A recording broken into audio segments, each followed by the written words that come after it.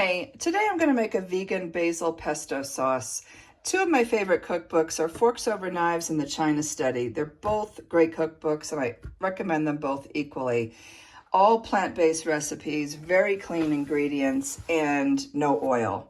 So last evening I made this summer vegetable pesto bake, and it has onions, potatoes, zucchini, yellow squash, tomatoes. It's really good. But in my opinion, it needed more sauce. So this is the recipe. You can see I had a piece last night. So I'm making more of the basil pesto sauce. Plus I just harvested a lot of basil from my garden and it's turning cold here, so I want to use it all. So for the pesto, it's 2 cups of basil or arugula, 1/4 cup pine nuts, garlic cloves, lemon juice, salt, silken tofu, and nutritional yeast. So the silken tofu you can find in your usually health food store. It's not refrigerated. Mine wasn't in the aisle with soups, but you should be able to find it easily. I'm using walnuts instead of pine nuts because I don't have any, and they'll be just fine. This lemon juice, I don't have a fresh lemon, so I buy this at Costco. It's organic lemon juice from Italy. It's really good quality, and the flavor's great, and it works really well. Salt and pepper. Here's this half a block of the silken tofu, garlic cloves, 2 cups of fresh basil, and nutritional yeast. Nutritional yeast is really good to use for vegan recipes because it'll make anything cheesy. I add it to soups. It'll thicken up broths. It gives a heavier body to soups. It's really nice. It gives good flavor.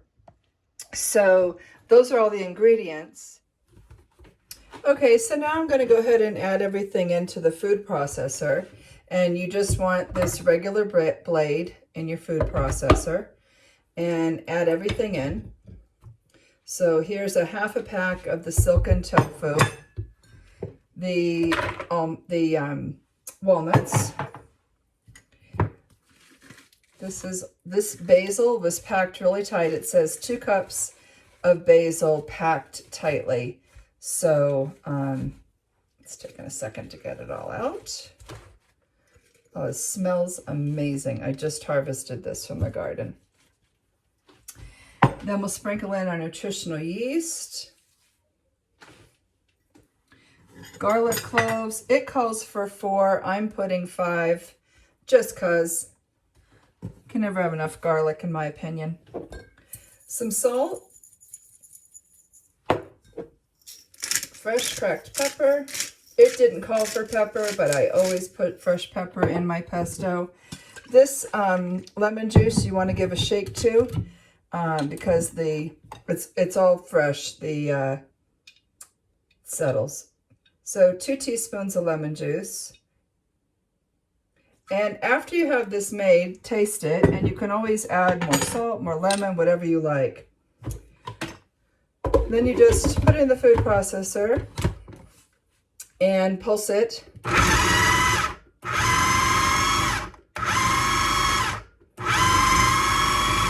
You may need to open it up, push the leaves and things down so it blends more.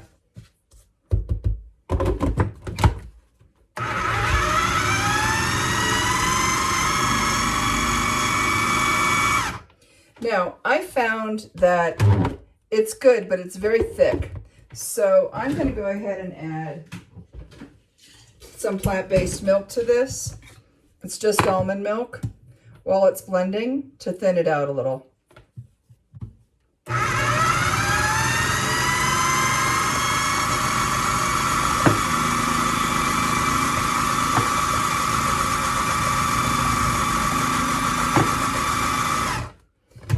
And that's better. That's more the consistency that I'm looking for.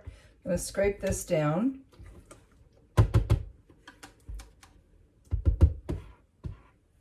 Blend it a little bit more, and I'll show you what we've got.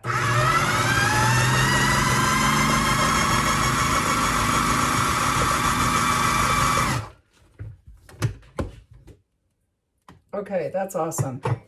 So I've pulsed it at first and then I put it on high. So this is what we have.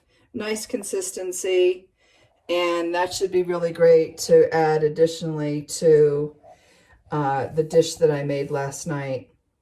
So that's it. That's the vegan basil pesto sauce. It smells amazing. You could also add arugula like it suggested.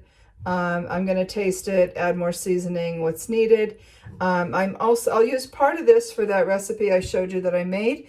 And then I'm going to put the rest in an ice cube tray, freeze it. Once it's frozen, pop it into a Ziploc bag.